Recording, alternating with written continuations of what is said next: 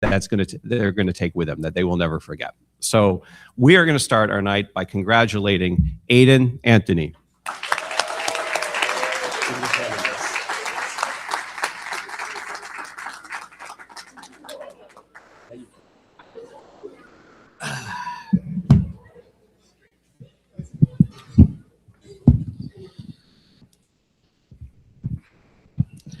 Hello, everyone. My name is Aiden Anthony, and I will be attending the Lehigh Honors College, where I'll be pursuing a dual major in both finance and mechanical engineering.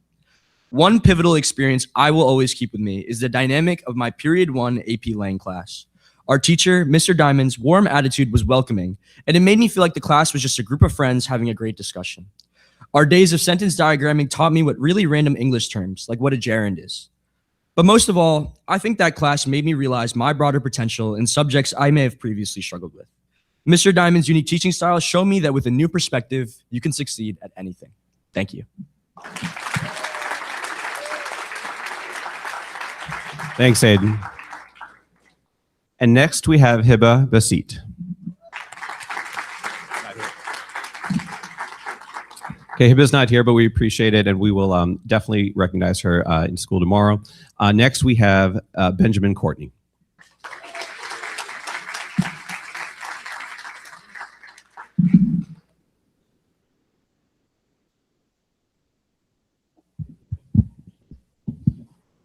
My name is Ben Courtney. I'm currently undecided, but I intend on studying finance and computer science next year. I think that my favorite memory throughout Suffern High School was having the opportunity to compete in DECA and go up to Rochester with all of my best friends. Being able to meet so many people, compete, and win with them was really exciting and really exhilarating, and it's motivated me to pursue a career in business. And I'm grateful for all of them. Thank you, guys.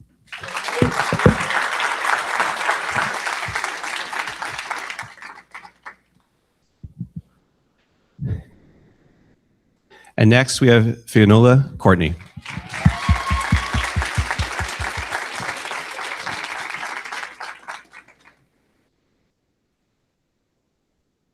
Hi, I'm Finn Courtney, and I'll be attending the University of Delaware Honors College, and I'm majoring in biology.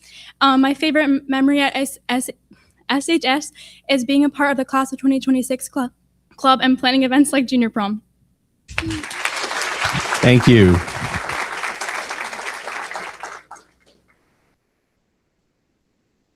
And next we have Liam Courtney.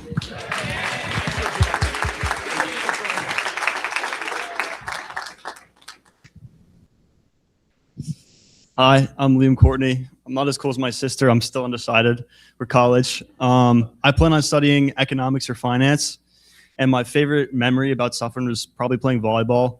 I played soccer for like 8 years, but my freshman year I decided to switch, and it was probably the best decision I could have made. Thank you. And now we have Molly Courtney.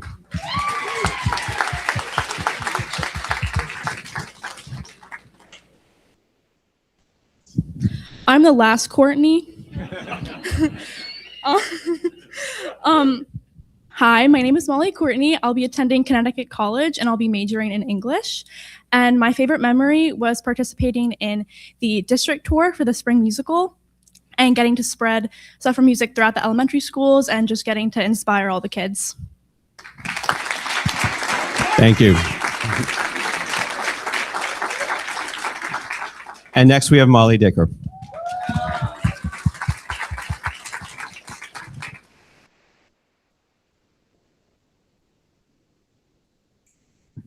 Hi, my name is Molly Dicker. I'm going to be attending the University of Massachusetts Amherst, and I am majoring in accounting. My favorite memory from Suffern High School was my sophomore and senior year interior design classes with Ms. Strunfeld. Thank you. And now we have Ariana Edmond.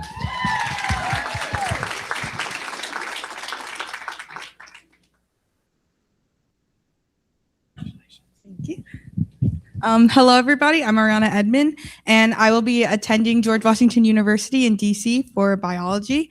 And my favorite memory, I would say, at Suffern High School would be my French class. Me and my French class have been there for 4 years with the same teacher, so I feel like we've made a lot of memories and formed a lot of friendships together.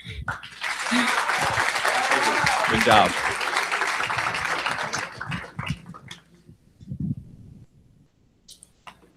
And now we have Alexandra Friedman.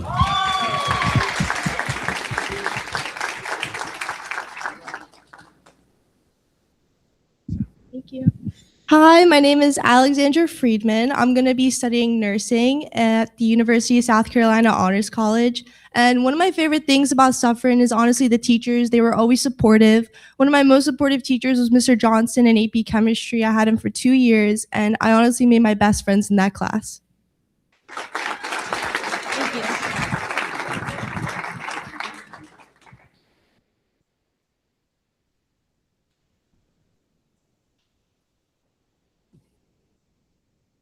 Your next slide.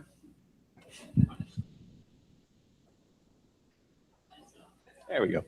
And now we'd like to recognize Goldie Glauber.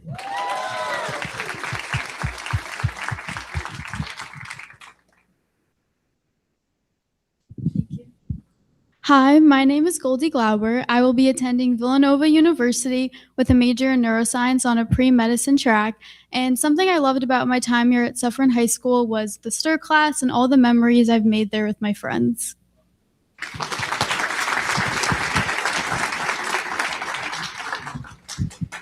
Now we have Morgan Grabensky. We'll recognize Morgan tomorrow. Next is Kieran Guerrero.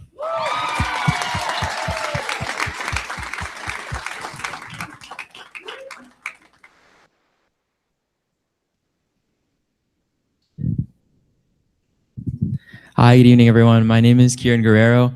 In the fall, I'll be attending the University of Pennsylvania studying Romance language. I'm going to do a dual Romance language major in French and Spanish. And one memory from Suffern High School that I will cherish is the extracurricular program and the ways it allowed me to involve myself in my community in so many ways and also make a lot of connections and friends. So.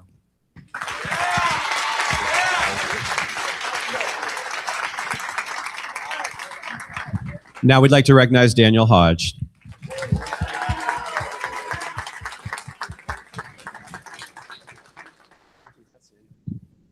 Hello, everyone. I'm Dan Hodge, and I'm currently undecided, but I plan to study nursing in college next year. What my favorite high school memory is winning our first county championship on the swim team, led by our captain, Ben Courtney, of course. So for those who have swam before, they know it's not such an easy sport. It's actually very difficult and very straining for a long season. But being able to improve throughout my sophomore and junior year seasons, leading to me contributing to the eventual county championship win is something that I'll always cherish. Thank you. And next we have Sarah Joseph.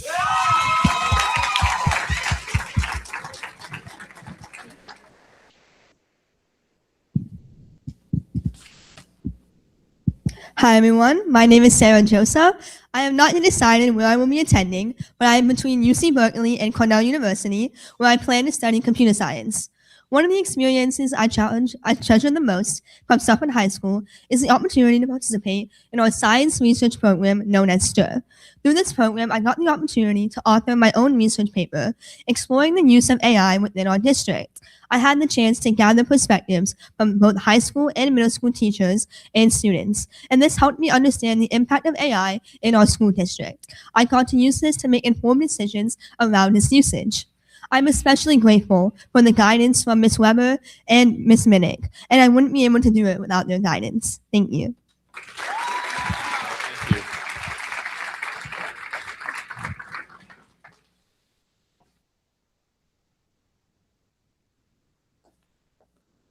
Next slide, please. Dylan Kaplan, I believe, is still on the field playing baseball. So I'll recognize him tomorrow. All right. And next we have Samantha Kaplan.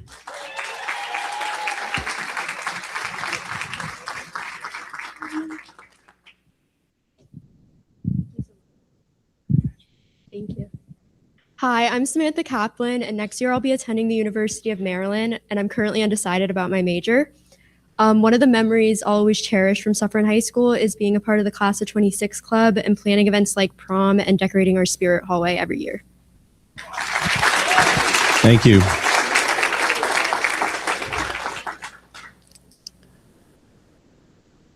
And next we have Siddharth Krishnan. I believe he's on the tennis court. I told you, our students are highly involved, so. Okay. And next we have Jiho Lee.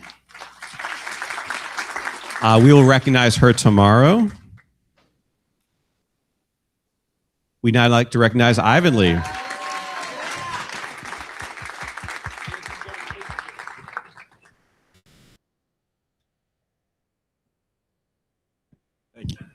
Hi, I'm Ivan. I will be attending the University of Michigan next year, where I will be studying philosophy, politics, and economics with a minor in applied mathematics on a pre-law track. My favorite memory of Suffern High School would be joining the swim team. The swim team has given me my closest friends, Ben, Dan, Lincoln, Aiden, and like it has helped me like learn to push through the perseverance and persevere through hard times. Thank you.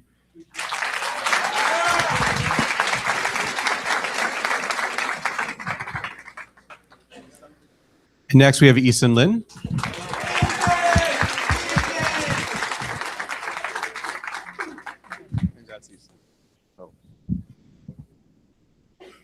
Hello, everyone. My name is Eason Lin, and next year I'm going to be attending New York University for electrical engineering. And the one memory that and one person that I'll miss forever in this school is Mr. Quinn, for being the one teacher that I could always joke around with in class.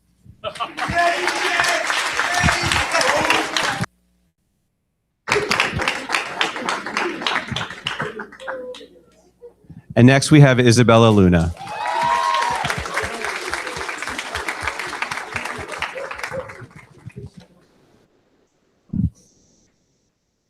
Hi, everyone. Good afternoon. First off, I would like to say my name. My name is Isabella Luna.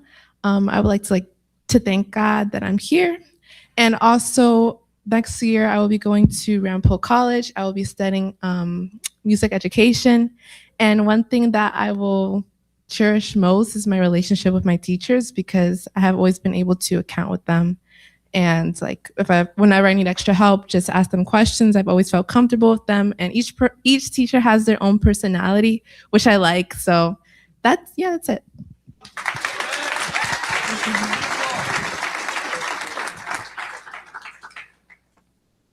Next we have Ayushi Mehrotra.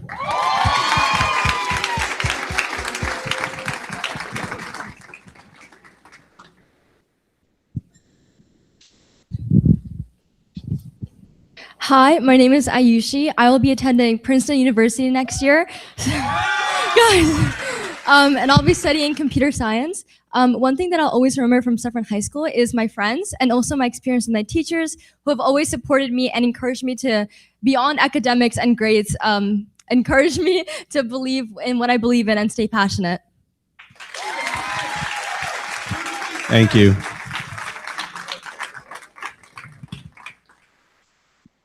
Next, we'd like to recognize Liam Molov.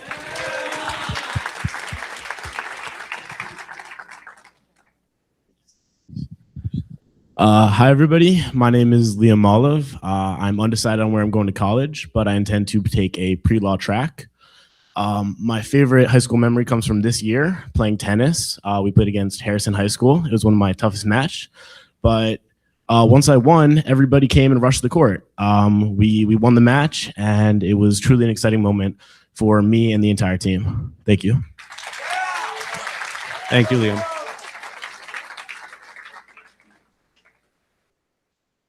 And now we have Annette Murakin.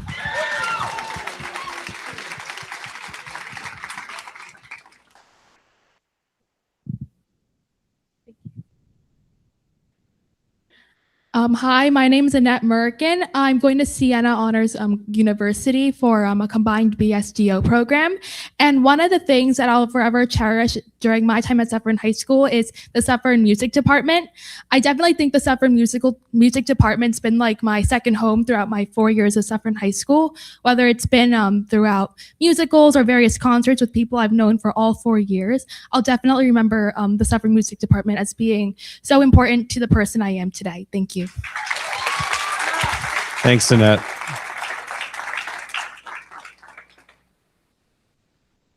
And now we have Mika Pate.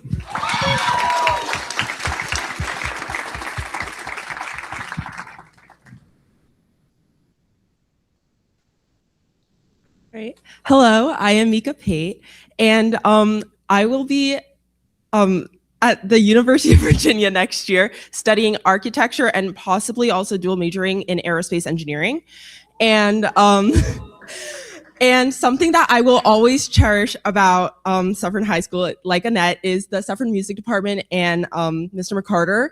Mr. McCarter has been an amazing teacher for all 4 years, and I almost actually stopped playing violin after my freshman year. And Mr. McCarter convinced me to continue playing, and that was the best decision that I've probably ever made. I did pit orchestra for the first time this year, and it was an incredible experience. And I honestly wish I did it like more times in my high school experience. But yeah, I also do chamber, and yeah, it's such an amazing experience to be able to be part of the Suffern Music Department. Yes.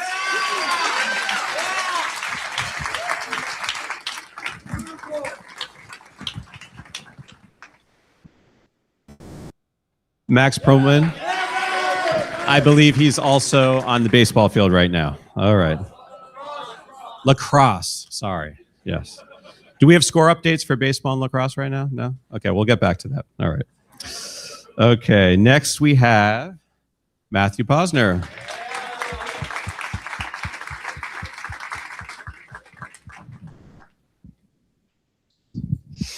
Hello, everyone. My name is Matthew Posner. I will be attending the Indiana University Bloomington Kelley School of Business and studying business intelligence and data science.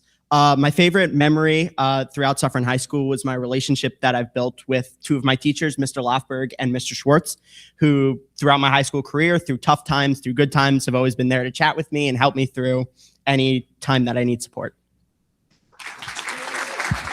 Thank you.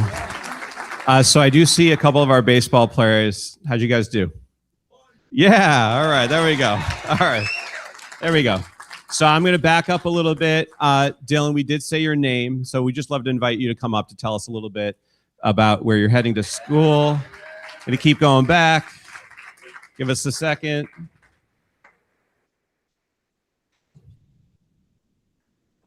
Okay, one more. There we go. Hello, my name is Dylan Kaplan. Next year, I am attending the University of Wisconsin. I'll be studying finance in the business school. I just want to thank my parents for pushing me to do my best at all times, and my whole family. And thank you. Thank you.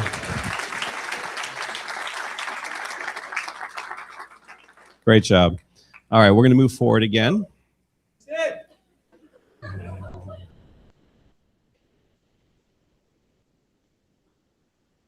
Looks like are we there? Yes.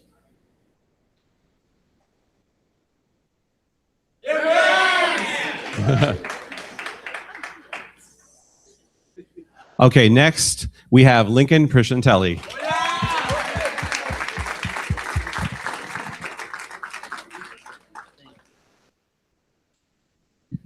Hello, everyone. I'm Lincoln Priscintelli. I'm currently undecided for where I'll be attending in the fall, but I'm planning on majoring in business administration with concentrations in finance and communications. And I'm also planning on minoring in nuclear engineering and industrial systems and design engineering.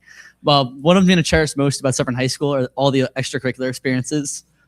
I've learned a lot. Like, it gave me opportunities to grow as a leader, learn business, which has ended up motivating me to pursue this degree, and also just build amazing friendships, many of which with people that are here, and I'm super grateful for all of it.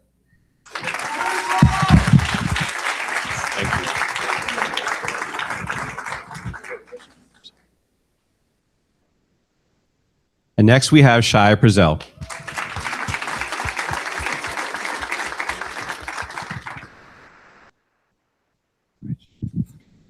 Hi, my name is Shia Frizzell. I will be attending Boston University and I will be studying biology on a pre-med track.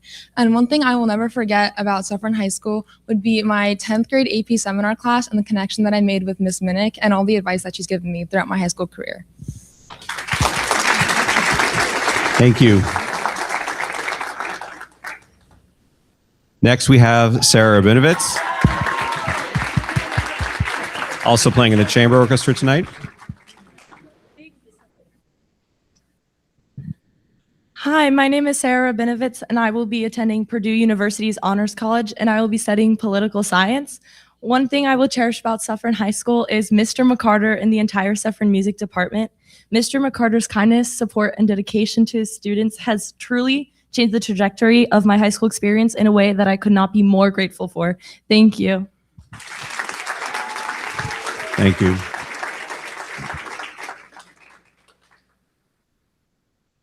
Now we have Jacob Santiago.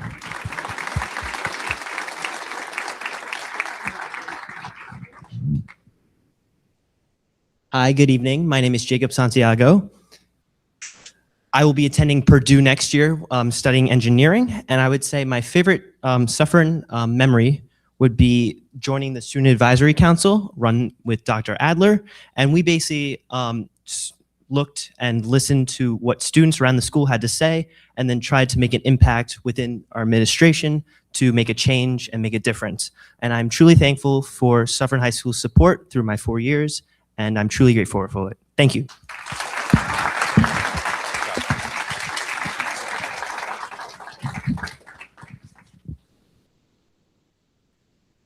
And now we have James Shodell.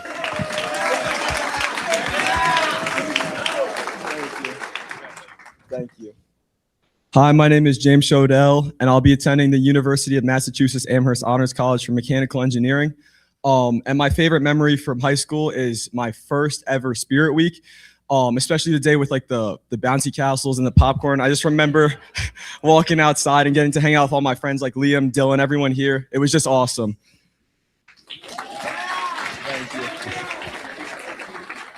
You wouldn't think high schoolers still like bouncy castles, but they're obsessed with it. It's amazing. So you should stop by next year's Spirit Week.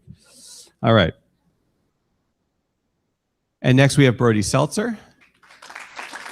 We will recognize Brody tomorrow in school. And now we'd like to recognize Catherine Smith.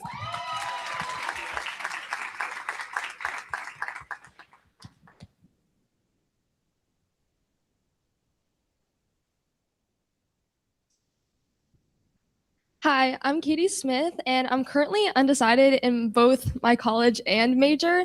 But one of my best experiences in Suffern High School is probably the themes program, where you take 3 AP classes, which is literature, European history, and art history. And the class is very small, and it's really become a tight and close community. And it's also, the classes helped me become more of an informed citizen, so I'm really grateful for it.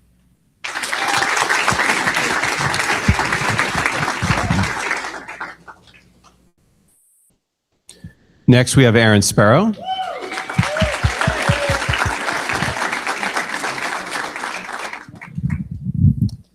Hi, my name is Aaron Spiro, and I'm going to be attending Seton Hall University, studying physics and math. And I'll always remember all the various orchestras that I've been a part of, and experiencing a lot of new and interesting music. I'll also remember learning physics with Mr. Ballerine.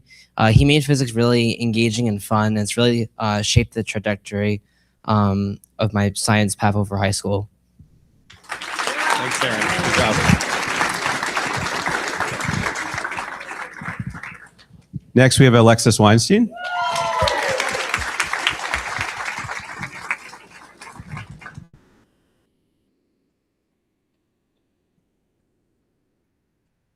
Thank you. Hello, my name is Alexis Weinstein. For college, I'm deciding between the University of Michigan and Cornell University, where I'll be studying economics. For me, it's hard to pick just one experience in Suffern that I'll remember, but rather I will cherish all the different opportunities like the STIR program, DECA, teachers that go above and beyond, and even our vibrant Spirit Day. All these things will be irreplaceable that I will never forget. Thank you.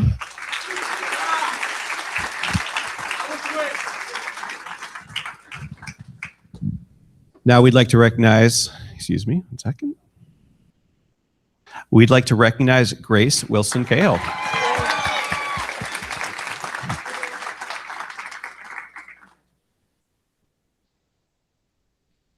Thank you.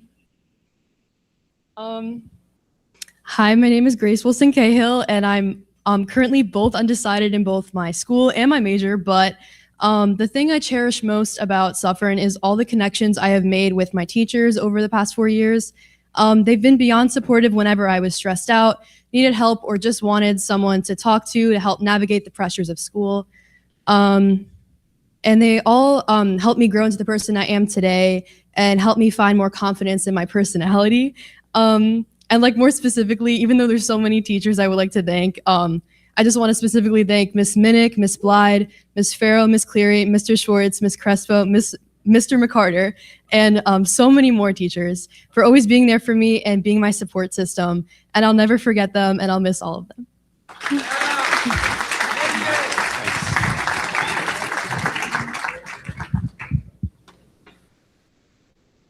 Next, we'd like to recognize Erin G.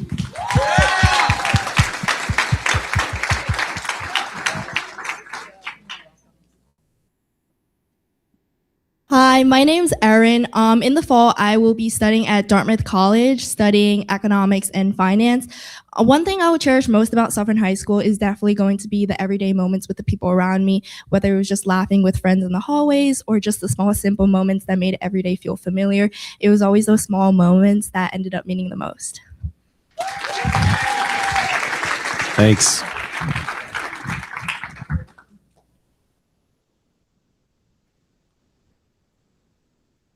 We'd like to now recognize Joy Yin. Okay. She's at Yale right now. Okay, I guess we'll take that excuse. We will celebrate her tomorrow. Okay, and finally we have Isabella Zhang.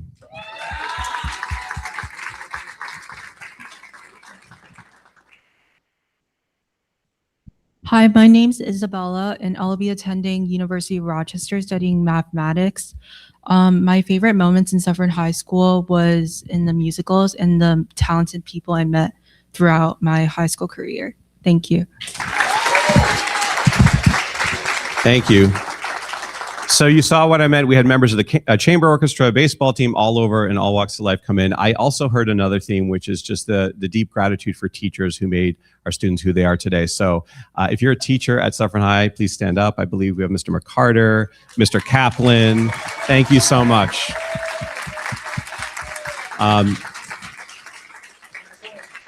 So again, we want to thank our amazing teachers.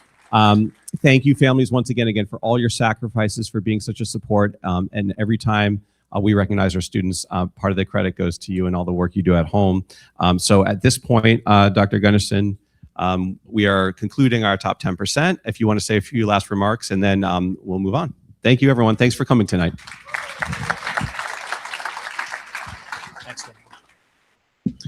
Once again, a huge round of applause for our top 10% for the year 2026.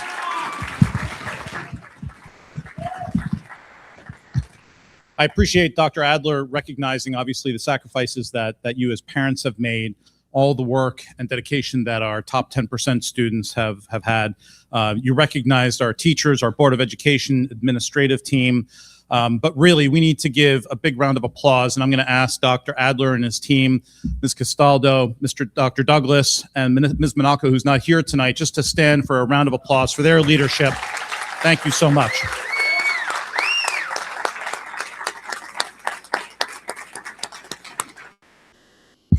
All of the great experiences that our students have on the athletic fields, in the pools, on stage, the personal connections that they make with teachers in classrooms, both before, during, and after school, and the friendships they form together are all created after a lot of work with the building leadership, creating the environment for those types of things to take place.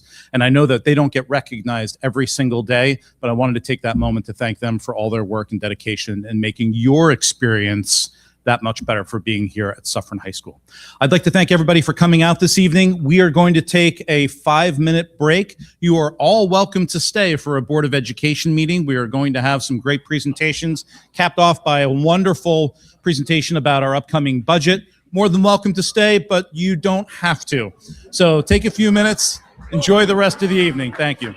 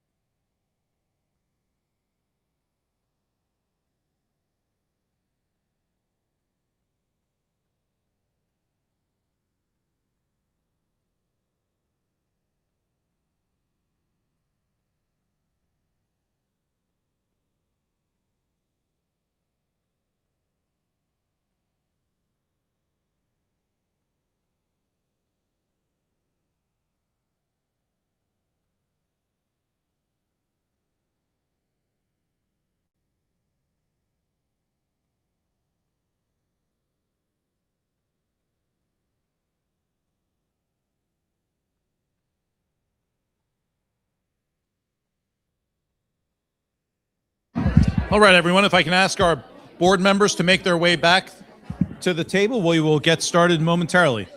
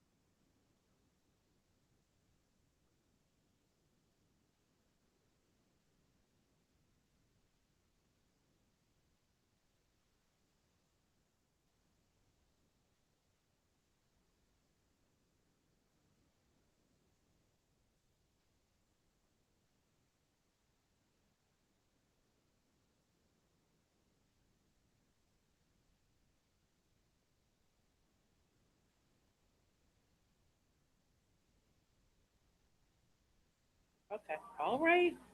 This is not a fashion. I want you to be comfortable. Okay, everyone, we're going to get started with our board meeting in a few minutes. This meeting is open to the public, so you don't have to leave. You're welcome to stay. We're happy to have you. But you don't have to stay if you don't want to, even though it's really interesting. So, whatever you like, thank you again to all of our food service workers who put together this really wonderful event for us tonight.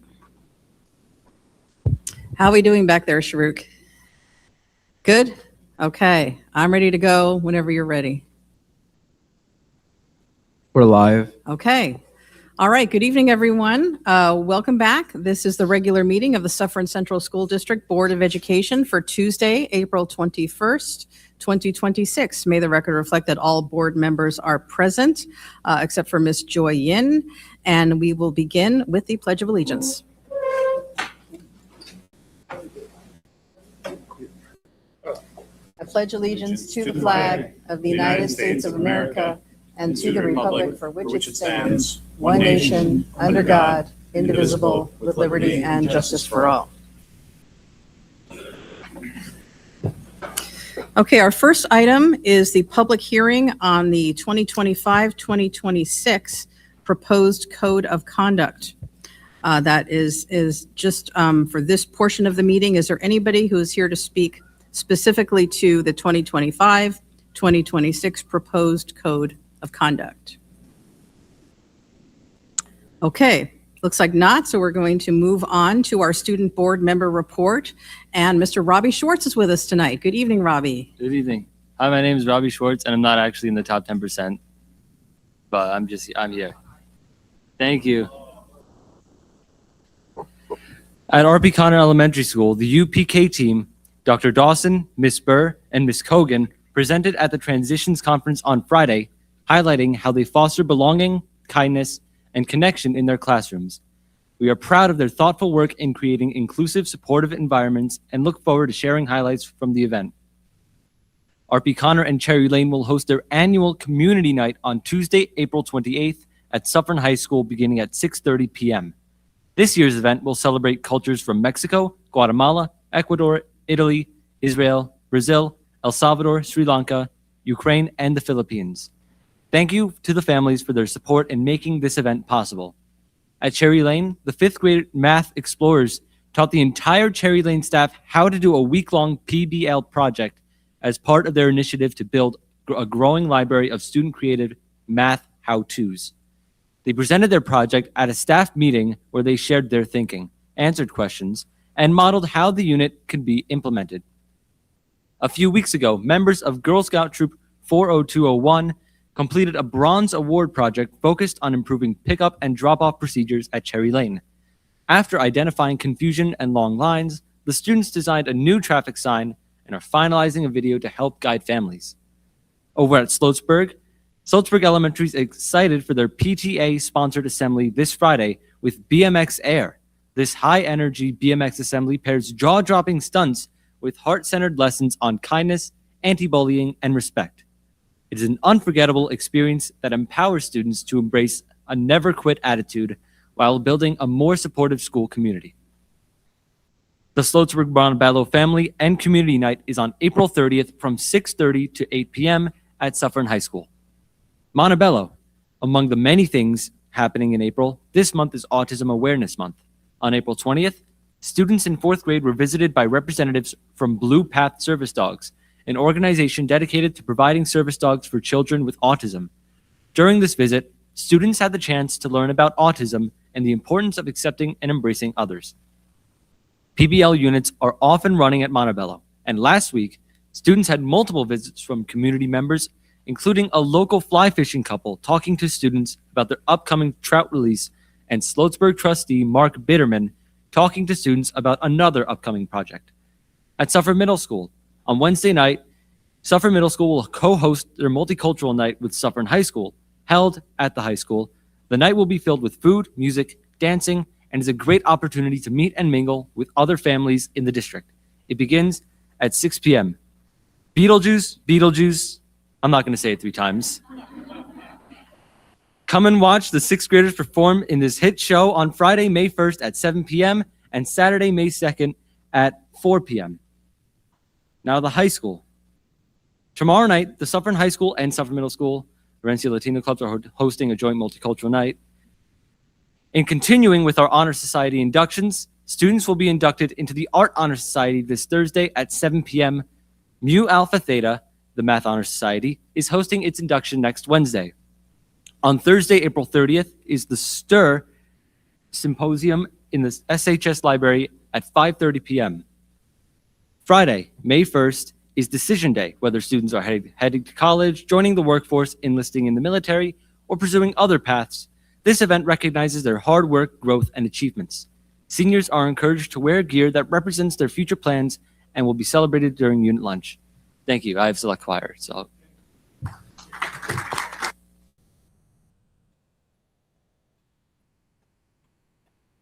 Okay. Thank you so much, Robbie. And now we are going to move on to the minutes of the regular meeting of April 7th, 2026. Has everyone had an opportunity to review the minutes? Do I have a motion to approve the minutes? Moved. Mrs. Hodge, second. Who was that? Mr. Frazier, thank you. All in favor say aye. Aye. Anyone opposed? Any abstentions? Okay, now superintendent's comments. Thank you very much. I'm going to have a couple of brief notes here before I invite Dr. Balbuena up to give her presentation this evening. But first of all, congratulations to Kim Cleary for receiving a 2026 Outstanding Social Studies Supervisor Leadership Award from the Westchester Lower Hudson Valley Council for Social Studies. This is certainly a big deal. The honor recognizes Kim's exceptional dedication, innovative teaching practices, and commitment to fostering a deep understanding of social studies among her students. Her work exemplifies the very best in our profession, and her efforts have clearly made a lasting impact on both our high school students, staff, and our community at large. Simply the work that she has done for the Seal of Civic Readiness and the History National Honor Society really takes her influence and spreads it pre-K through 12 in this district. So that is a very well-deserved award. Another staff member who has earned an incredible award this year, especially since it's his last year in serving as our hockey coach and one of our school counselors, is Rob Schelling. He was awarded the New York State Hockey Coach of the Year Award. Big congratulations to Coach Schelling. Coach Schelling's team not only won the state championship, but also one of his players, Sean Tyrell, won the New York State Player of the Year. So really, I guess for hockey fans, you could call it a hat trick. Coach of the Year, Player of the Year, state champions, just incredible work done by the team. And as a reminder, Sunday, May 17th will be our 4th annual, I can't believe it's the 4th one Suffern Day and Color Run. The event starts at 10 a.m. at Suffern Middle School and showcases the many exciting things in our district, whether it's athletics, arts, music, and high school clubs. And we heard a wide variety of our students this evening in the top 10% really value the wide assortment of activities that we have here for students at Suffern High School. So this is our opportunity to showcase that for our younger children and their families. And there will, of course, also be outside organizations and businesses there, food trucks, as well as the Color Run. The event is free and open to our entire community. And then finally, this weekend, the Cherry Laners are putting on their Newsies Junior presentation. The board may remember several weeks ago, we had representatives from Cherry Lane come and just do a great job performing a little sneak peek for us. So their productions are going to take place Friday evening and during the day on Saturday. You can go to our website to get information about getting tickets for that. And then as Robbie indicated before, the following weekend are some of our middle school productions as well. So this is a very busy time of year, as indicated by our two student board members who either are not here or had to give their report and run. Our students are involved in all sorts of activities. I'm not going to conclude my superintendent's report quite yet, but I am going to ask Dr. Balbuena if she can come up to the podium and give her presentation on the status of our multilingual learning program here in the district.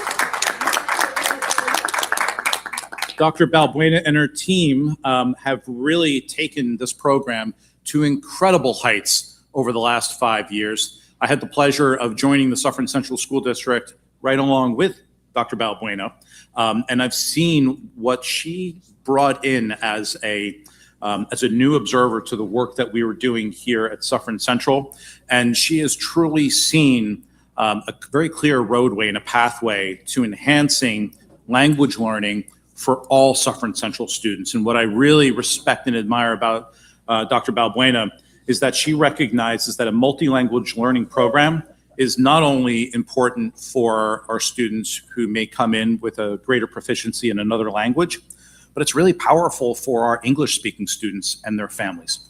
It's offered tremendous value and is now garnering more and more attention from around the region. So without further ado, I'm going to turn this over to Dr. Balbuena. Thank you for being here this evening.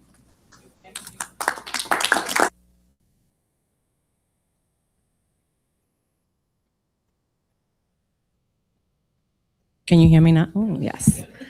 Thank you so much for that introduction. I am very honored to present and be able to represent this program and the work that we've done here at Suffern Central. So tonight I'm going to talk to you a little bit about our demographics. I will tell you a little bit about our journey. I do have a few minutes, so I'm going to try to squeeze 5 years in 15 minutes. And then a little bit of our highlights and our next steps. So currently there are 3,803 students. You know, this is a moving number, but when I did this presentation, that was the number of students at Suffern Central. 27% of those students are English language learners, currently 1,031. Within the last 5 years, like Dr. Gunderson shared, we arrived 2021, and we had a welcoming of almost double of our English language learners. And what we had to do was think, okay, we have to be very strategic. How are we going to make sure that we create programs, that we're innovative, and that we create the best model that's out there at Suffern Central? As we began, oh, I need this clicker to work.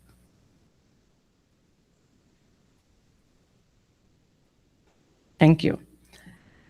As we began this journey, I'm going to start sharing some programs. But before I start sharing the programs, I want you to know what these models mean and what I mean by the programs when I share them in the journey. So programs are guided by New York State regulations. There are specific program models. They all have their own do's and don'ts. They all have their own regulations and audience that they are meant to address, right, and to support. The first model is called Transitional Bilingual Education Program.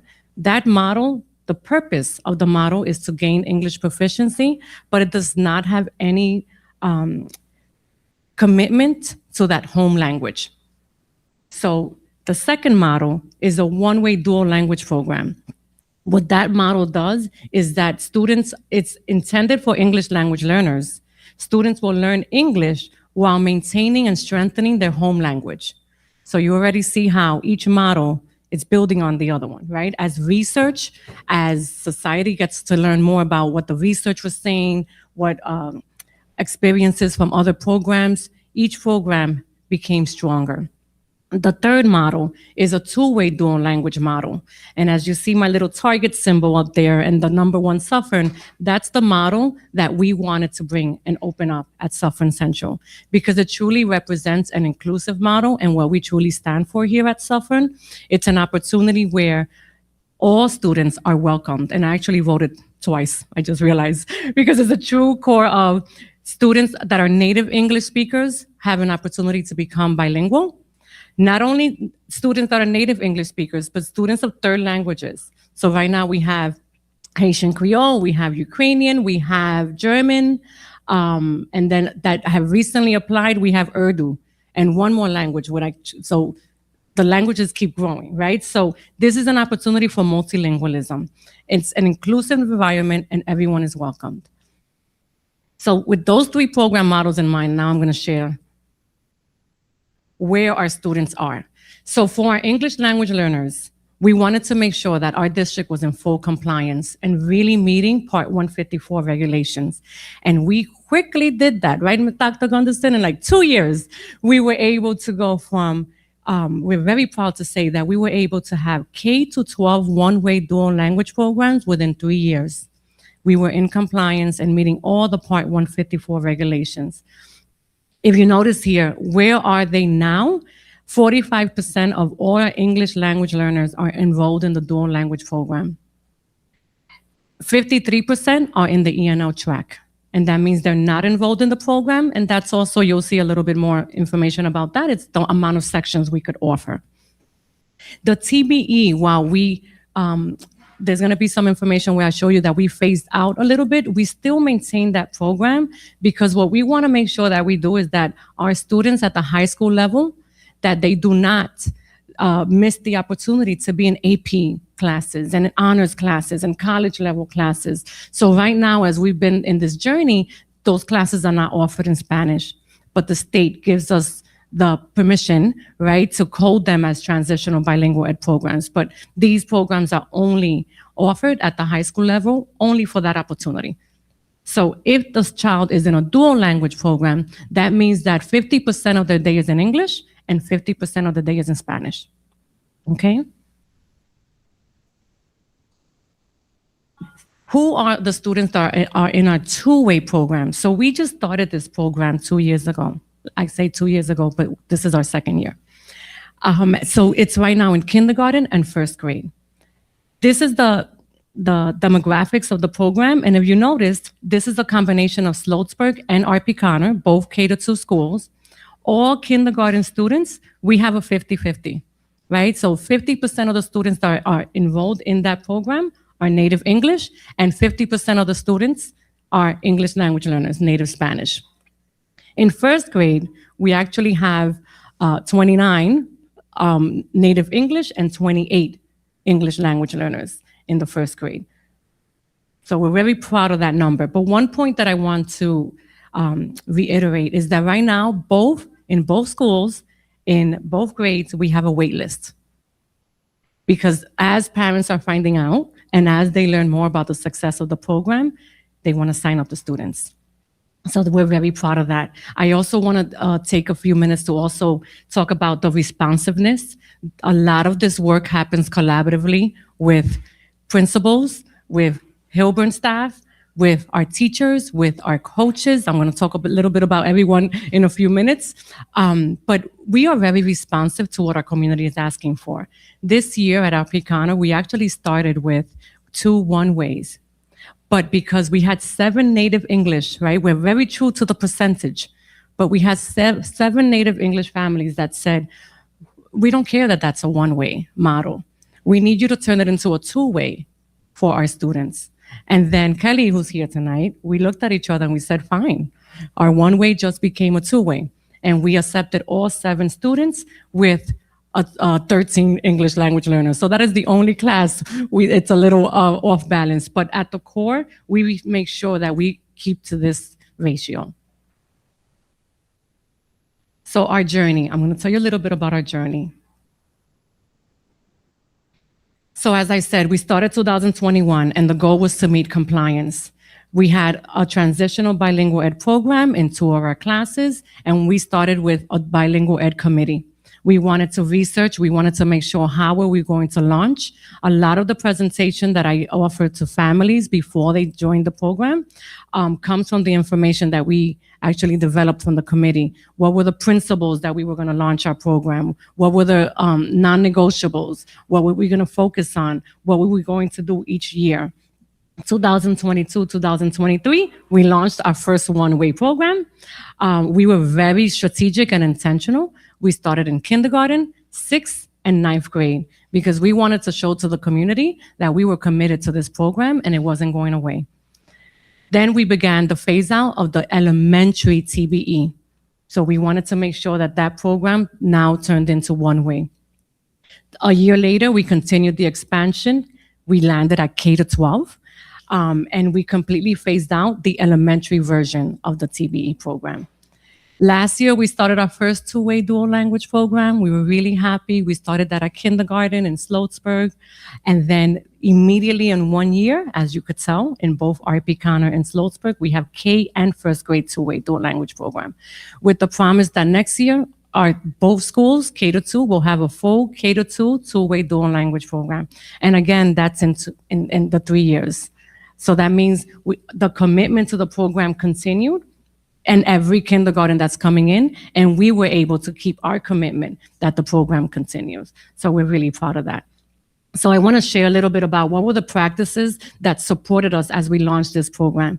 At the core, of course, is you all here tonight, the Board of Ed support, our superintendent, who in 2024, if you noticed, we launched our first program, but what was happening in 2024?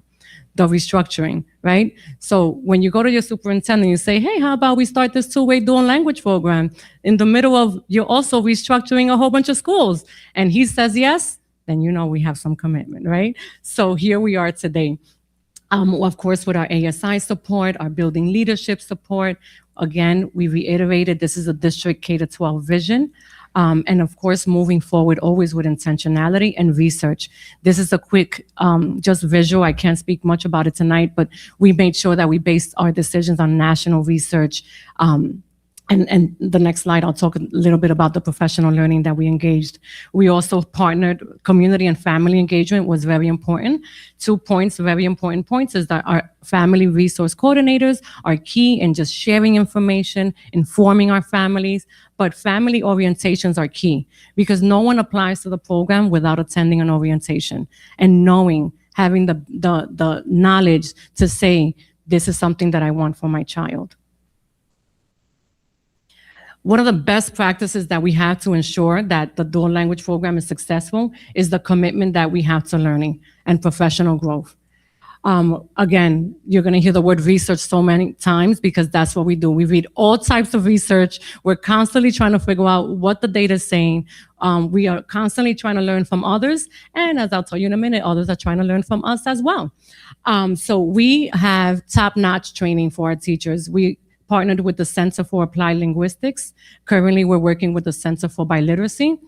We also ensure that we have instructional learning walks. So as a team, district staff, principals, our instructional coaches, we get together, we ensure that these practices do not live in just one class or one building. They're consistent throughout the buildings, they're consistent practices, and they happen the same in every classroom.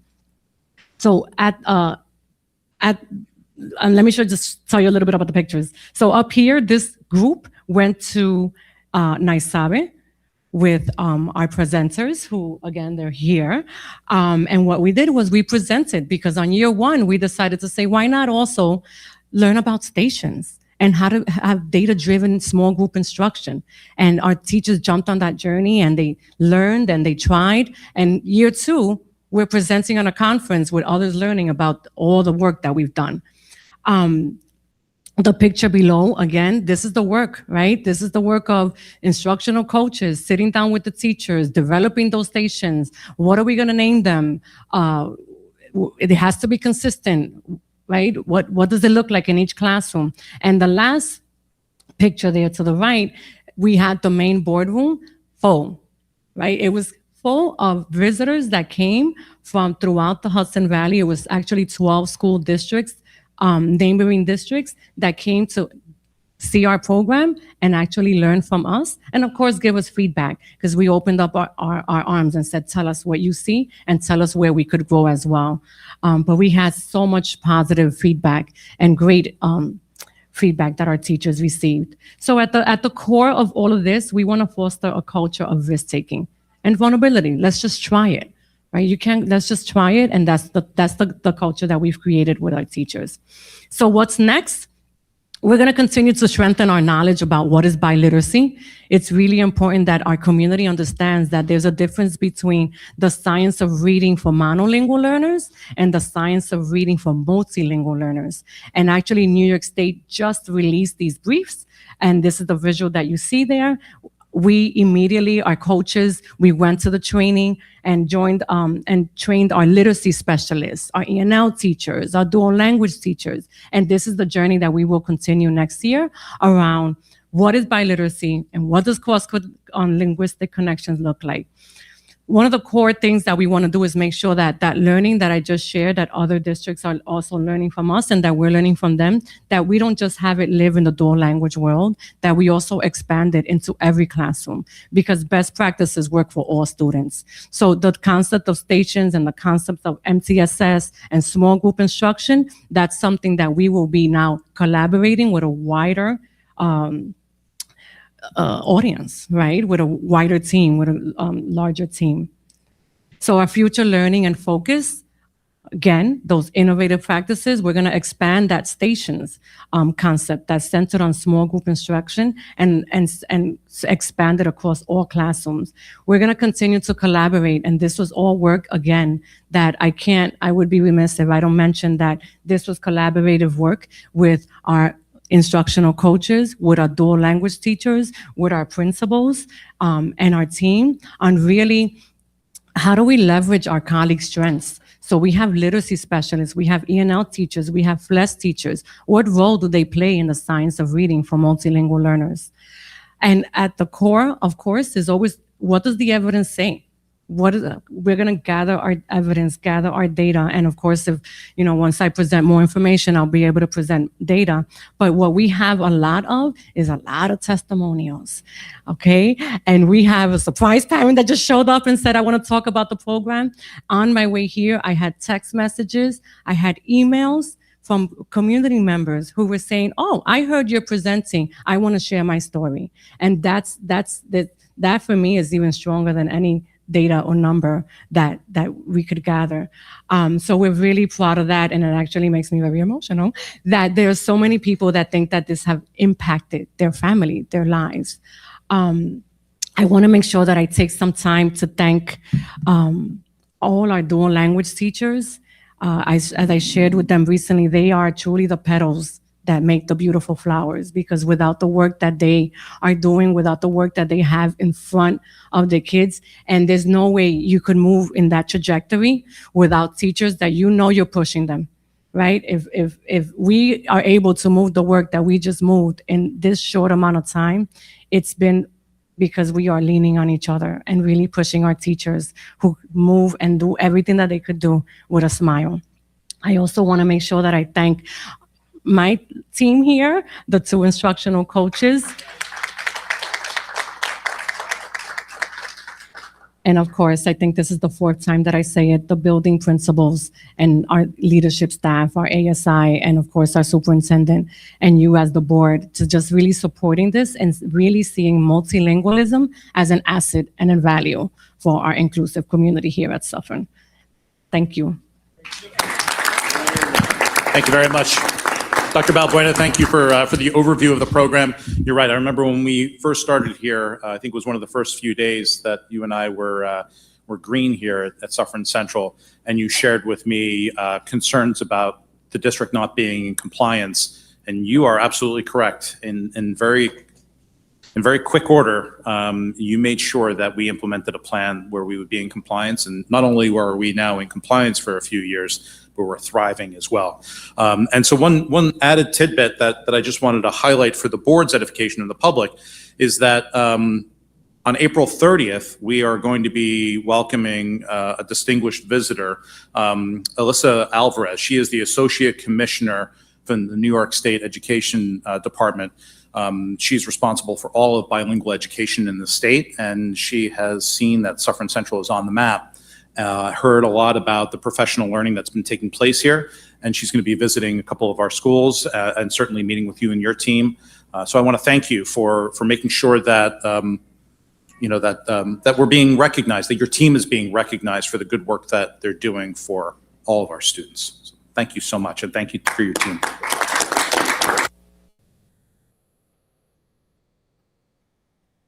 If you give me 30 seconds, I'm going to go up to the podium because Dr. Castellane and I are going to team up to give the next aspect and presentation of the superintendent comments, which is our budget.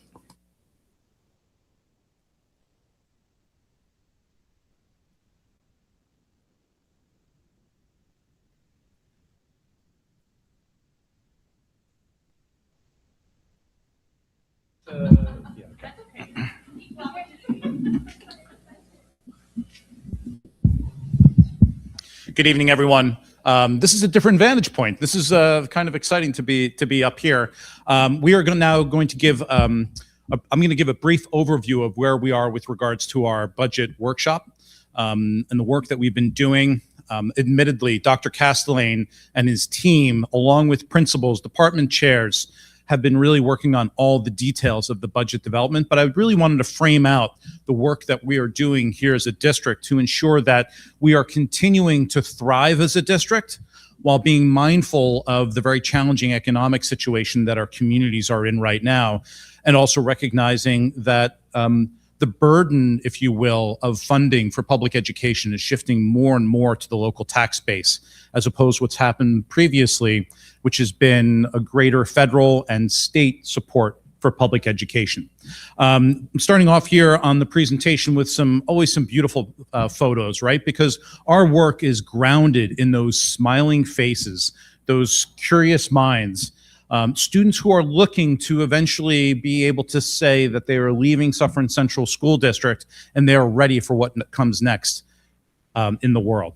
And so those photos are always a great reminder, and the board knows that whenever I share a weekly correspondence, I always try to focus on a couple of great photos that reminds us of this is why we do this work. And I'm probably gonna have a tough time with the clicker as well. So if you can advance, Sharuk, to the next slide, that'd be great. The community will remember that about 8 months ago, we finalized our blueprint, our 2-year blueprint that will continue to have us focusing on what our mission and our vision is for our district. And very briefly, this budget focuses on the work that we've committed to our community. And our mission is to create a student-centered culture that encourages students to become the very best versions of themselves while also contributing to their community. And I think it was evident this evening when we recognized our 10 percenters that is the work that we are doing. And I would argue also that the other 90% of our graduating seniors can also identify with this. And of course, to do this, we have to make sure that we are leaders in creating a safe, welcoming, supportive, and academically rigorous environment where students achieve personal excellence and inspire one another. Sure, can you advance to the next slide? So the budget, again, as I mentioned, connects to that blueprint and the 3 major priority areas that our district established that goes into all sorts of detail. If you go into the website and you look at the blueprint, grounds our work in providing rigorous teaching and learning experiences. We have already started some of that work this year. There are plans for next year, and there are ongoing plans that we will never come to completion on because we are always looking to iterate to get better and better in this work. We recognize that learning for students needs to take place beyond the classrooms. And I keep coming back because it's the voice of our students this evening that kept reminding me of some of their best experiences in school. Didn't always take place in the classrooms, took place outside. The more we can create students in that connection to what comes next, the better off our students will be. And then, of course, this is something that the board can always resonate with, right? Is operational excellence. How can we get leaner? How can we get more efficient? How can we do more with less for our students and our community? So we are balancing what the community can provide and what our students need. Drew? couple months ago, Dr. Castellane came to the Board of Education and presented two scenarios to the board, recognizing that because there is less federal and state funding for school districts right now, more of that burden falls upon schools. And so when we were looking at the needs of our school district versus what we are able to afford, Dr. Castellane did express to the Board of Education that there was a gap. We were short with regards to what we could afford for next year based on all the requests and the needs that we had as a school district. So we had to pare that budget down by, I think, several hundred thousands of dollars in order to get to what we are legally able to ask our taxpayers. But there were two scenarios that we were able to present to our Board of Education and to our taxpayers in the district. The first one was a scenario where the state would allow us to roll out a levy that would increase taxes by 4.05% to our residents. By doing so, it would support the needs of our district. It closed that funding gap that we had talked about. Certainly wouldn't pose a higher overall tax burden compared to our other choice. But the key piece was that it would allow our district to fund our capital reserve accounts by $700,000. And that's to fix roofs, windows, boilers, improve classroom space, do something with a field here and there. $700,000 would help fund those types of projects. But the Board of Education and Mountie Minds and engagement with our community members will recall that we've been talking about the need to improve our capital infrastructure, our classroom spaces, our athletic fields, our boilers, our roofs, our safety and security infrastructure. We need to make some significant improvements in this district. And so several months ago, the Board of Education met with our architects who really framed out what a needs assessment was for our district. And we are expecting to go out to our constituents this fall with a capital project that will fund those major components of what we need: infrastructure, safety and security, improving instructional spaces, and improving athletic and co-curricular spaces for our students. So the public can expect to see that being rolled out later this spring and into the early months of the fall. So because we are planning to do that in the fall, the Board of Education decided that also asking our taxpayers to fund our capital reserve with an additional $700,000 really wasn't necessary. And so as a result, the Board of Education chose to reduce the tax levy that we are going to be asking our residents to approve and lowering it to a number of a 3.48% tax increase. That would support the needs of the district, the same as the higher tax levy would, and it would result in a slightly lower overall tax burden that Dr. Castellane will get into in a little bit. But it does not support that capital reserve account. We are hoping and hopeful that our community will support our bond referendum in the fall that will address very strategically the needs of the district. Drew, can you advance to the next slide? So to make it clear, that's great, you can go right there. We are moving forward with the 3.48% tax levy increase, and that's what Dr. Castellane is going to focus his conversation on in a few minutes. But to provide you with some overall enhancements of what this proposed budget allows for with regards to our district is reintroducing our Wood Tech program here at the high school, something that has been missing, and then also working on creating a career and technology pathway for our high school students. We've talked previously about more and more of our students really looking to go into more of a career pathway when it comes to technology, whether that's construction or some related field. And BOCES is really, we have too many students who want to engage in the BOCES program. It is a cost prohibitive program for us when we have so many students who would like to engage in that program. We are going to be bringing that type of program here to Suffern Central. Our budget allows for that. We are going to be maintaining all AP courses and introducing advanced placement cybersecurity in conjunction with our cybersecurity academy at the high school. This budget allows for an infusion of instructional coaching positions and a STEM special for all students in grades 3 through 5, and the instructional coaching model for students and teachers in K through 5. Dr. Balbuena talked a little bit about her two very valued instructional coaches in the E&L and bilingual world. We recognize the impact that these two individuals have had on teaching and learning in that sphere of influence, and now we're expanding it out to all teachers next year. So our budget allows for that.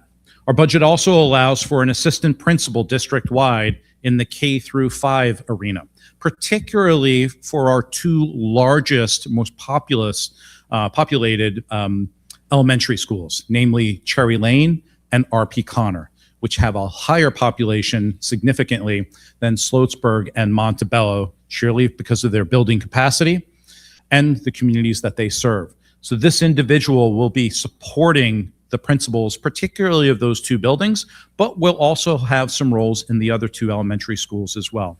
That will allow the principals to focus even more on moving instruction forward in their classrooms. As Dr. Balbuena highlighted before, this budget will allow us to expand our dual language program to get the two-way dual language program not only to kindergarten and first grade, but next year to grade 2, with the plan that the following year would be grade 3 and so on and so forth. And then finally, this budget allows for broadening our athletic offerings to include something that we're really excited about. This was the first year that we rolled out unified bowling. And Unified Sports is a program where special education students and regular education students compete together on a team and compete interscholastically with other districts. We had the bowling team, the unified bowling team was phenomenal this year. It was a great experience for all of our students. Next year, it supports unified basketball and then also a dedicated coach and program to girls wrestling, which is the fastest growing sport out there right now. So we are going to be able to really give our girls an official women's wrestling team. And then if you can go to the next slide, Sharuk, some of the proposed efficiencies that we are going to be sharing with you this evening is we're going to be expanding our focus on residency. Our Director of Safety and School Security is also responsible for checking on residency concerns, folks that we believe may be are sending their children to school in Suffern Central, but may not legally be considered residents or residing in the district. So we have been engaging with a third-party provider to highlight families that we believe are of concern, and we hire this organization to investigate those families. And it has resulted in over a dozen families having to remove their children from the Suffern Central schools. To add to that emphasis on ensuring that it's tax-paying citizens who send their students here, we are also going to be having all of our incoming 9th graders next year re-register. So in other words, those families will all have to produce documentation to verify that they truly reside in the Suffern Central School District. Some additional efficiencies here are going to be a net reduction in the professional staff in the district by 3 positions. Those of you that remember the restructuring, we had talked about that the restructuring would have result in an excess number of teachers. And so we are continuing to see savings with regards to staffing positions. So we will have a net decrease of 3 professional staff positions for next year.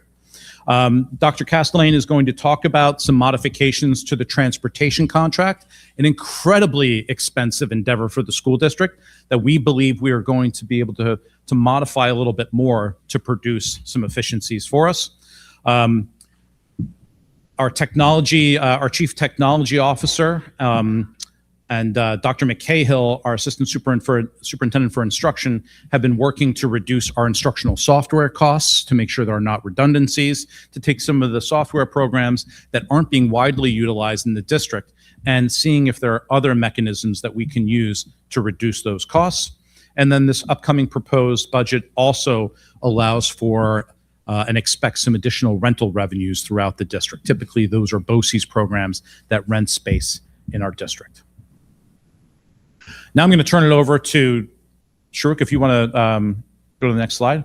I'm going to turn it over to Dr. Castellane. I wanted to provide that overview for the community and the board to get a sense of where we are and where we're going, and what this budget provides for. I'm going to turn it over to Dr. Castellane to talk about the details, something that he excels in, which is the numbers. Dr. Castellane, thank you. Thank you very much.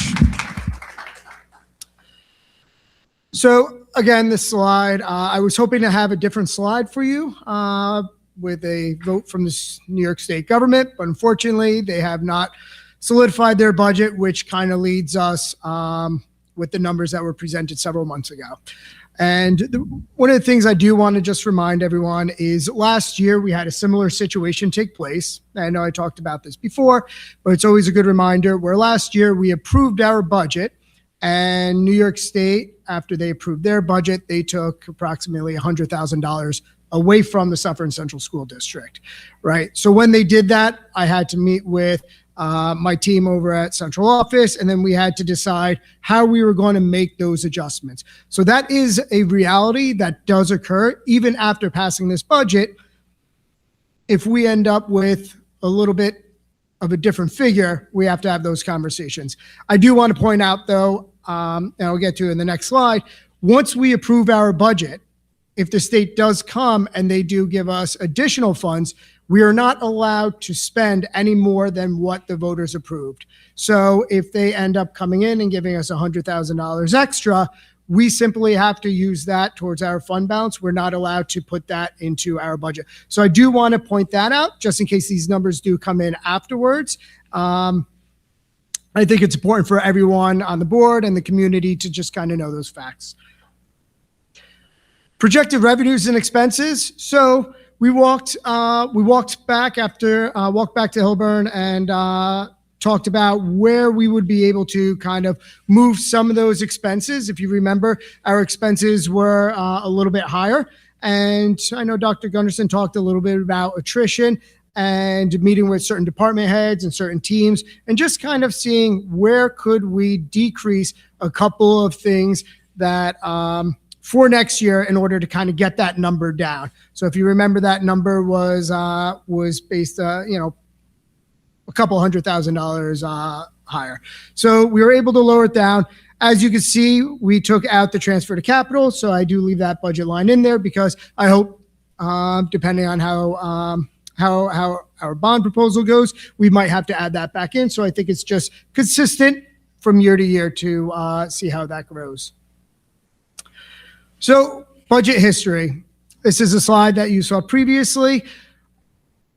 The one exception is I took out option 1 and I took out option 2. So we ended up going with the 3.48% for the tax levy. That shows what our approved budget versus what our tax base is. And Dr. Gunderson did a great job with talking about years past. And when we look at this, it's a good representation of how were we able to support the budget in those previous 3 years before having to look for a 2.9% increase and then a 3.48%. Well, that goes back to state and federal funding that was interjected. The federal governments knew that times in school districts were changing. We needed greater focus on social emotional skills. We needed to add additional personnel to have smaller instruction in different areas. So they infused a lot of money. They made foundation aid whole for New York. They gave us additional COVID funds. So that's really what kind of supported us. But then we look at the 25 and 26 school year and we say, well, why is this falling back on the taxpayers? It's really because the governments have decided, hey, we infused this before. At this point, we're not going to do that. So it's coming back to the taxpayer. So that's really kind of why you see the first 3 years all floating around 1.2, 1.1. And then you see last year at 2.94 and this year's recommendation at 3.48. I talked about the assessed value of your house and what that impact would be. And it'd be about $7.30. And when I talked about this in a previous presentation, I discussed the pilots, how that will affect it, how tax certs will affect it, how different exemptions will affect it. So while we put these numbers out there and all the houses are assessed at different values, and just to kind of give you an idea, I pulled up a map earlier today as I was walking someone else through it. there's two houses right next to each other. One house was assessed at $1,300. The other house was assessed at, I think it was like $32,500. Those are two houses where if you're driving down the street, you might not realize the difference in the assessed value. One might have several exemptions on it, one might not. And those are all factors outside of the school district's control, right? Those are all things that happen more at the county level, more at the local municipality level, and they might also not have as much control over it. But because we haven't had a true reassessment in the Suffern area, those assessment levels are low. And then when we talk about transportation, I discussed this last year where I asked the community to vote on the budget that had a multi-year contract in it. So after looking at the significant increase that we had last year and a significant increase this year, I think by adding an additional year on and having going out for another RFP for a 3-year contract, that would allow the district to really see where we would stand in that third year. It would allow us to prepare. It would allow us to make adjustments next year. It would allow us to have those conversations of what positions do we need to fill, what positions do we not need to fill earlier on in the year, because we would each year, because we'd be able to base those numbers as we kind of go through the year. But the bigger piece is, as New York State comes out with different waivers, we have a mandate. Obviously, it's an unfunded mandate by New York State to move towards EV buses. And when you're talking about a $430,000 purchase versus a $146,000 purchase, it's going to change your contract. It's going to change your needs a great deal. So by going out for another RFP, it will allow us to put certain language in, not committing to anything, but putting certain language into an EV bus, regarding an EV bus, that would allow us to apply for these waivers down the road. Otherwise, we would have to do this before the end of this 3-year contract anyway. And it would also allow us to gain the actual cost. Our current provider has recently purchased an EV bus for another district, and that's how I know that it's $430,000, because they are now able to base those the routes and all the bus routes that we pay for. They're able to kind of break it down, figure it out, and give us a number there. So I think by having those, it would allow the Board of Ed to make a decision whether, hey, I think we would like to move a little bit more into this direction, or maybe not. It would also allow the Board of Ed to decide whether they would like to advocate for EV buses or not. So I think by doing the RFP, it will definitely allow for a little bit more data and information for us to make some great decisions moving forward. Additionally, we would modify the age requirement on the bus. Currently, we have our buses, we limit them to 10 years. I polled the rest of the districts in the county. There's 2 other districts that do have an age requirement. One is at 10 years, and they're moving to 15 years, and then the other one is at 15 years. And the rest of them are not specified. And through those discussions, it was really over. New York State Department of Transportation has a great oversight when it comes to buses, especially buses that transport our kids. So when they have to have their buses inspected twice a year, they have to meet a certain DOT rating. All these things go through a big process, and that happens at the vendor side. And then we have our transportation office that requires all that information as well. So we always know that we are going to have the best buses on the road. So just a couple pieces to point out. In this year's budget, it's not a separate proposition that you need to vote for the RFP or for a multi-year contract, but we built it into budget lines within the budget. So we'll have main contract 1, 2, and 3. We expect this bid to go out in about a month. Questions? Any board members with any questions? Yeah, Billy, I'm going to ask you something. I came across excuse me. I came across a notification from the Controller's Office, DeNapoli, that said school districts tax cap levy remains at 2%. And this was dated January 14th to 26. Yet we're going to 3.48. Right. So the comptroller is saying, yes, I'm setting the tax cap at 2%. When you look at that, that's that 2% is simply where they're starting it. So he's saying 2%. However, every school district has different factors. So the comptroller also has their website. We have to enter in our tax cap information into there. There's several factors.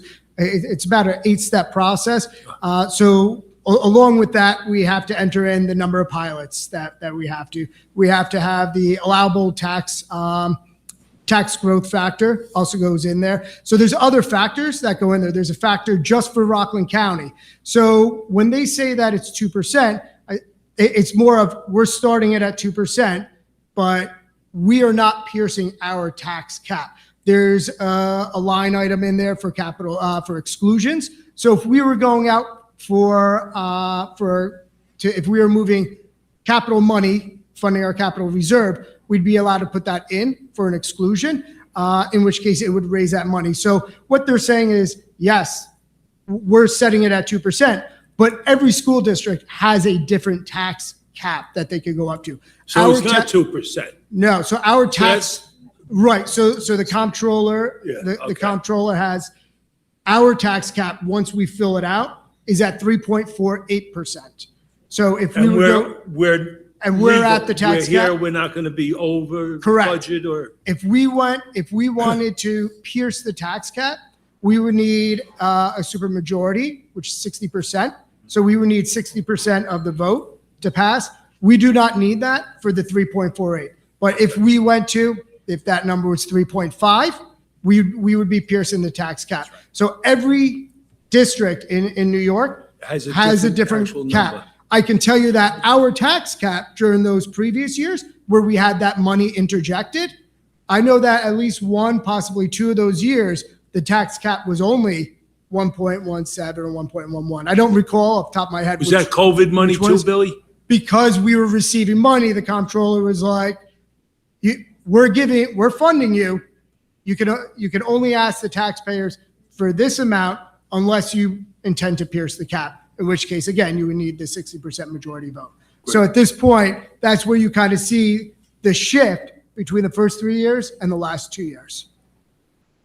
But Billy, all our dollars is like $6 million from year to year to year, correct? Approximately, like 52 to 58 Yep. to 64 to 70 to 76. Correct. So we can look at 82 next year? Thanks, Bill. Depends on how we build it, right? Thank you. Depends on how we build it. Only joking. I just wanted to ask to get a clarification. So that column that says year to year, you're talking about the increase in the budget from the previous year, correct? Correct. So our budget is increasing, but every year it's increasing by, well, for the most part, increasing by a lower percentage than it has in the past. Correct, right. Okay. So we were at 5 point, right. So that's actually a very good point. So yes, we've been closing that gap. So Mr. Donnelly, hopefully that gap will continue to get smaller. And when we look at the year to year, it does look like we're kind of shrinking that up a little bit. Any other board members with questions? Yes, please. Ms. Bryan. I believe for the general public's awareness, can you explain a little what the multi-year contract part of the transportation, what does that mean? Because you, in the note, in the other slide. Oh, wrong way. Again. Hold on. The note that you have with regard to transportation. We'll get there. By voting for the overall budget, our community is endorsing a multi-year contract. Can you explain what that means? When people see the budget line for transportation in this year, what does that mean? Yes. It's a little So confusing. in this year, there will be a dollar amount there'll be a dollar amount on what that looks like. So in the other two budget lines, obviously we don't have that number yet. I anticipate that number because we currently have a 3-year contract. The year after we could figure out. But it would be basically the approval of knowing that next year we will not be going out for an RFP. The number will be set after that. So there won't be an actual number in the budget for the years. So there will be for 26, 27. There won't be for 28, 29, and 29, 30. Right? I did that right? Did I do that right? Did I miss a year? Sorry, 27. Yeah, right. So there won't actually be numbers in there, right? But there won't be numbers in the columns for any of those other years because those years we don't know. We don't know how many teachers we have and so forth. So really, it's just the community saying, we understand that we're going out for a multi-year contract and we're going to be locked into a dollar amount once the Board of Education approves this contract with whether it's our same vendor or a new vendor. And again, for the public's awareness, your note says, we anticipate having additional vendors respond to the RFP. In the past, that has not necessarily been the case. Can you explain? So last year when we initially put this multi-year contract out, we held a contractors meeting, and that contractor meeting brought several other large vendors to the meeting to ask a lot of questions. While they might not have been ready to place a bid at that point, I do know other districts that these vendors are currently supplying are going out for RFPs as well. So I am anticipating that they came to a contractors meeting. They asked a lot of thoughtful questions and led me to believe that they might see me down the road. So while I can't guarantee, this is simply just through my contractor meeting and having them come and sit down at the table for the last RFP process and the questions that they were asking. And I asked them some questions as well to make sure that they weren't simply there just to find out information, whether they did have a fleet that was large enough. Okay, I believe Mr. Andert has a question. Okay, great minds thinking alike, either end of the table. Any other board members with any questions? No? Okay, thank you so much, Dr. Castleman. Thank you, everyone.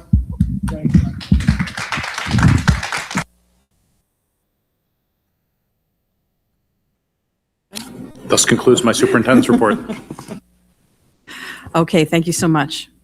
All right, we're going to move on to our second public participation section tonight. This is on action items only. Action items are on our agenda tonight at 2.01 through 2.14. Is there anyone from the public who is here to speak specifically to an action item? Yes? If you are, please approach the lectern.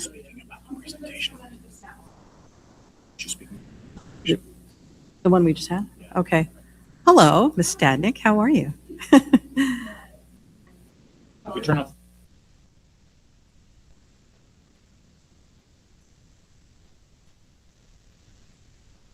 Okay. Hi. I'm going to run right after this because I have to be somewhere. I'm already late. That's normal for me. Okay. All right, so I just want to share. My daughter is in the dual language right now at RP Connor in kindergarten, and she loves it. So I just wanted to share some feedback. She comes home and says, "Hola, mami, ¿cómo estás?" And I don't know if she knows totally what she's saying yet, but she's getting there. So it's really cute seeing that. She's always singing in Spanish. In the beginning, I was worried about her struggling. And she gets so much attention that I think she actually gets even extra attention just because she's part of that program.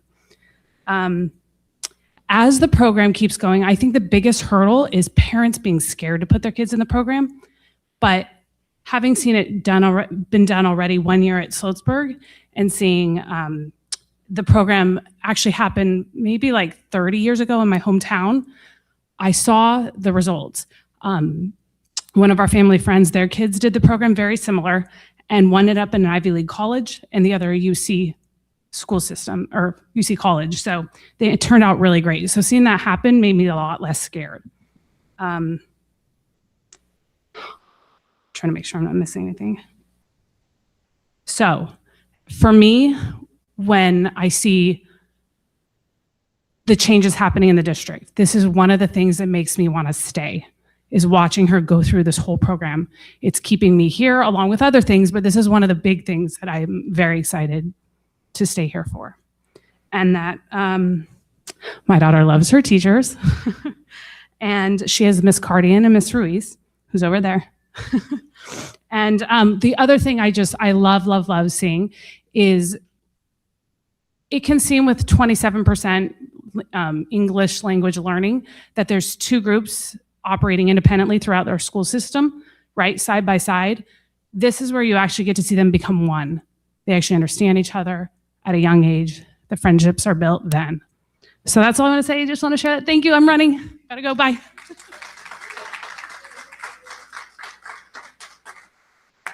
Okay. Thank you very much for that positive feedback, and thank you so much for the teachers and support for Ms. Balbuena and for the dual language program tonight.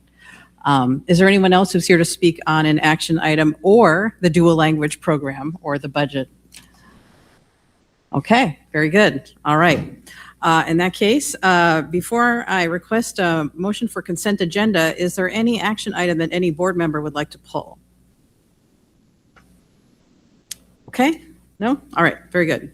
Do I have a motion for consent agenda to approve action items 2.01 through 2.14? So moved. Mr. Shapiro, second? Mrs. Hodge? All in favor signify by saying aye. Aye. Anyone opposed? Any abstentions? Okay, very well. Then we're going to move on to our third public participation section. This is on any district-related business. If anyone is here to speak on any district-related business, please approach the lectern. Please give us your name. Please keep your remarks to 3 minutes, and please do not mention anyone in the district by name, whether staff, student, or teacher. Is there anyone here from the public who would like to speak on any district-related business? Okay, looks like not, so we're going to close that portion of the meeting and move on to board member comments. Are there any board members with any comments tonight?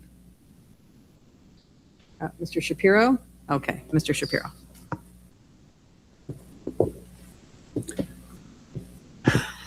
Sometimes I wonder if I'm reaching anyone, but I'll say it anyway. We're 4 weeks away from our day to vote. It's May 19th. The polls open at 6. They close at 9. We have to make sure that we get as many people out as possible. I keep on saying this. If each person who voted last year votes again this year, but brings someone else with them, we can double the amount of votes, which is still only about 4,500 votes, which is still way below in terms of percentage. Yet we'll probably beat out a lot of the larger cities in Westchester County. But it would be great if we can break 4,000. So let's not forget to vote. I'd like to congratulate the top 10% students from Suffern High, but I'd like to congratulate their parents because they're the ones who really give the support at home, probably making sure that the homework is done, though I think with a lot of these students, they would have done the homework anyway. But I want to say thank you to the parents. Also like to say thank you to the teachers who a lot of these students mentioned. Our teachers at the high school are great, as well as at the middle school and at the elementary schools. Also like to congratulate the debate team. I believe the debate team were county champs. So congratulations to them. And congratulations to the boys baseball team because they ran off the field. I don't know how they were still pitching because it was getting kind of dark, but it was a victory for Suffern, so that's always nice. And those are my comments for the evening. Well said. Thank you so much. Other board member comments? Thank you. Mr. Donnelly. Thank you. Good evening, everyone. First of all, I'd like to congratulate one of our new appointees tonight, one of our new hirees, and that would be a young lady by the name of Maggie Redgate, a former Mountie, and I think we're just going to be in great hands with her. I wish her a long career. You're in a great district, and thanks for hanging in there, Megs. All right, and I appreciate us hiring our own back. Secondly, I'd like to just mention that we had a heated, spirited discussion in executive session tonight, reference to some discipline issues that have gone on. At this time, I think I'm going to hold my comments. Dr. Gunderson has indicated that he'd like to do a little bit more investigative work, which is, I don't think, unreasonable. But I think they know how I feel. I know the board does. And we'll continue this issue down the road. But thank you for your time tonight. Thank you. Thank you, Mr. Donnelly. Any other board members with any comments tonight? Yes, please. Yes, Mrs. Hodge. Heather, I think we caught you off guard last year. Looks like we might have caught you off guard again this year. I don't know if anybody pays attention to the calendar. Thank goodness Marlo does. But this week is Administrative Professionals Day, and just want to take this opportunity to caught you off guard. And I know that I speak for the whole board when I say how much we appreciate the hard work that you put into not only every meeting, but the way this board operates entirely. We show up and like everything's kind of here and ready, and we sometimes probably take it for granted, but we want you to know that we know what's behind it, and we know that you are going above and beyond and doing all the hard work so that we can operate so seamlessly. So we really do appreciate it. So just a little something for you. We know you enjoy the beach, so you'll be beach ready this year.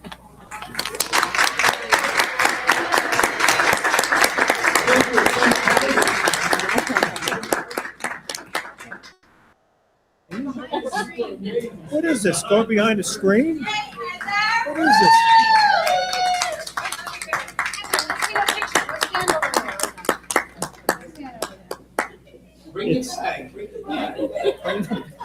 Is it sunscreen? That's why you went behind the screen? There's some in there. There's some sunscreen in there. What if we adjourn in a second and then we can get a photo with the whole board and Heather? Okay, all right, good. Nobody run off. Thank you, Heather. You guys are just Love you, Heather.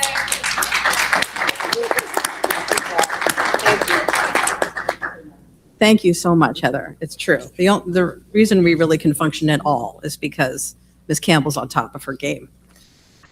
Any other board member comments? No? Okay. Well, then I would like to say congratulations also to the top 10% of the senior class who were here earlier, some of whom we've known since they were little kindergarten babies. And it's just such a pleasure to see their growth and achievement over the years and see where they're headed next in life.